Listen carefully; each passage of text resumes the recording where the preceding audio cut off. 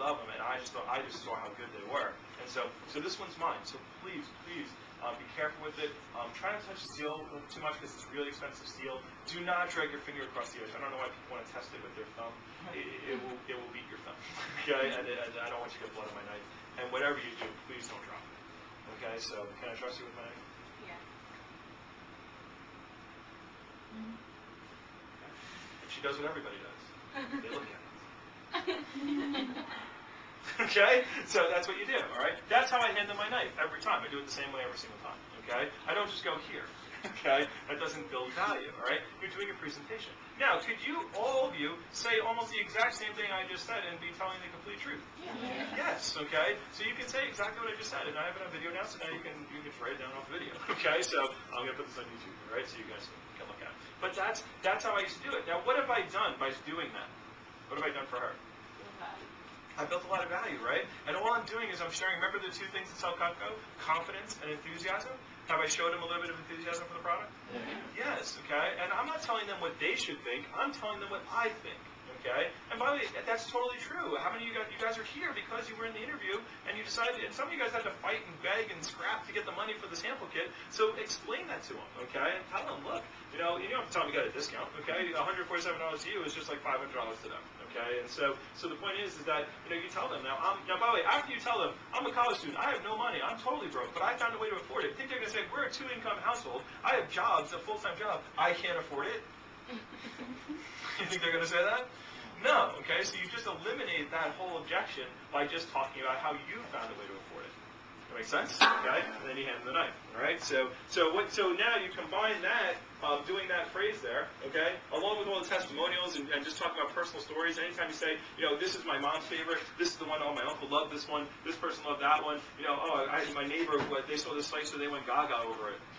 Okay? Oh, it's awesome, okay? You just keep throwing out names and uses and that kind of stuff, and they're like, oh, really cool, all right? And so they're like, wow, look at those people that have it. Even if they don't have it, you say, oh, they loved it. These people love that one, okay? And then you cut a lot of food on your demo, and so they cut food, you tell a lot of personal stories, you tell them how much you like the product. Now they're like, I want to get this stuff. And here's how you know if you did a good job. When they say, hey, look, the homemaker, I love it. Honestly, I love it. $200 right now, though, is just going to be too much for me. What can you do for me? Find something that I can afford. Okay? Then you did a good job, because they're trying to find a way to afford it versus you trying to tell them a payment plan or force them into something. Does that make sense? All right? So you have to build more desire during your presentation. All right. Can't afford it. Done. Let's talk about too expensive. Now, too expensive. See, can't afford it is what's called, it might be true that they can't afford the homemaker. It's never true that they can't afford Cutco, okay? But it might be true that they can't afford a homemaker. It's fine, okay? Might not have checking accounts, so you got to do money orders and cash, they can't do payment plans, whatever, okay? So this could be a drop-down objection, and you should drop down into smaller sets with that, okay? The only other one that's a true objection that you can drop down on is, can I get pieces? Maybe they don't really need a carving set or something like that. That's a drop-down objection. So these two are drop-down objections where you can actually drop down and solve their problem. These three are not drop-down objections. If I think my knives are okay, what the heck is showing me a galley set going to do for me? Nothing. Okay, so if I want to think about it, well, just showing me smaller sets is not going to help me out. Okay, and same thing with too expensive. If I don't think it's worth it, if I don't think the homemaker's worth $945, then I don't think the studio set's worth $302. All right, so the point is you got to understand that too. So let's talk about too expensive. All right, too expensive. If you do the phrases I teach you right now, it will totally eliminate them from your vocabulary and the customer's vocabulary. The customer you will never hear this again ever.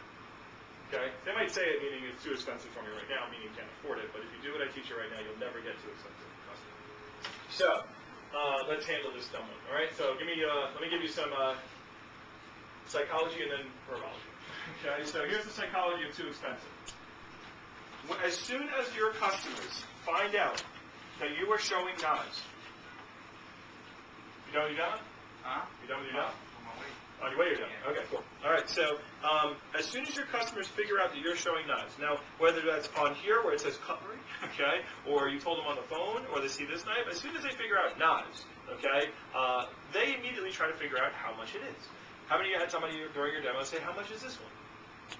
Okay, because they're trying to figure out the price, all right? That's a natural thing that people do. You see a nice car drive by, you go, I wonder how much that costs, all right? You try to figure out price right away. Now, here's what happens, though. customers are uneducated about good cutlery.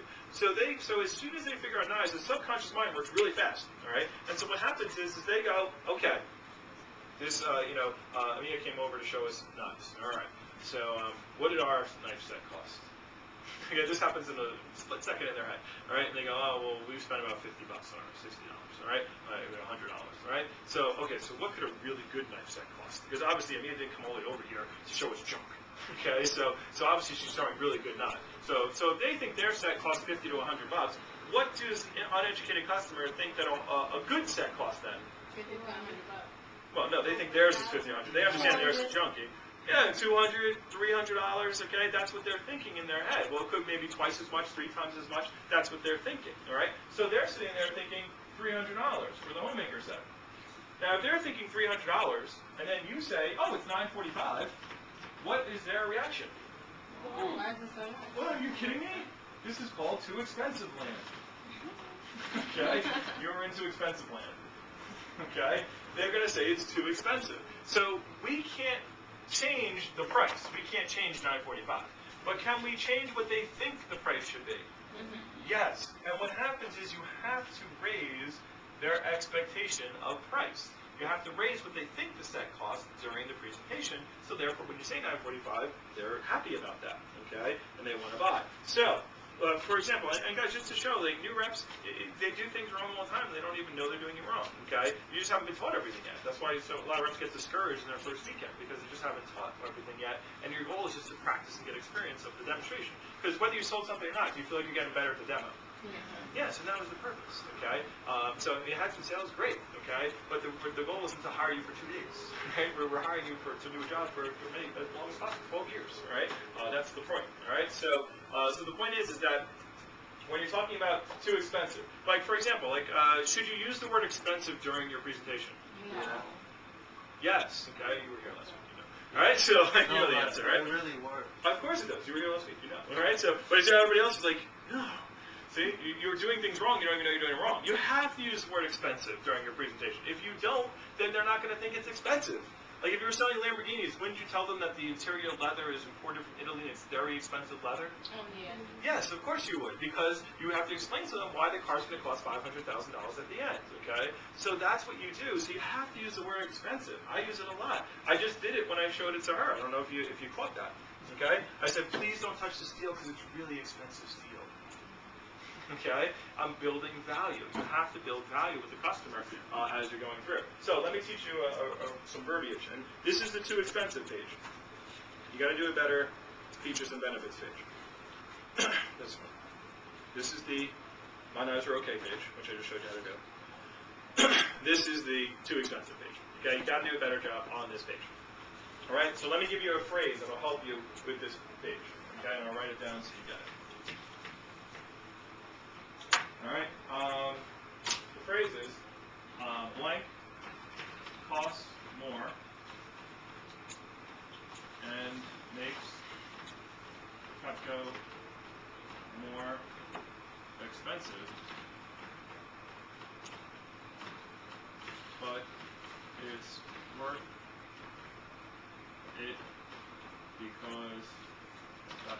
but it's worth it because ... So blank costs more, and it makes Cutco more expensive. Hey, Russell. But it's worth it because yada, yada, yada. What up, brother? Excellent. And improving.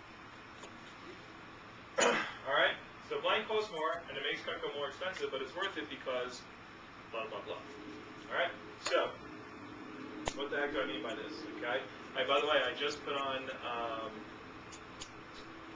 YouTube the video. So you might want to go watch it. Right. I saw that you put on how to set up your sample kit. Yes. I saw that one. That help? I was watching it, yeah. Good. Okay. So guys. Oh, by the way, let me. You guys got this down. I will have a website up with all this stuff. Like we're doing just basic stuff, like how to put your sample kit together properly, how to do this stuff. If you go to YouTube and just while I'm on here, so if you go to YouTube, and we will make a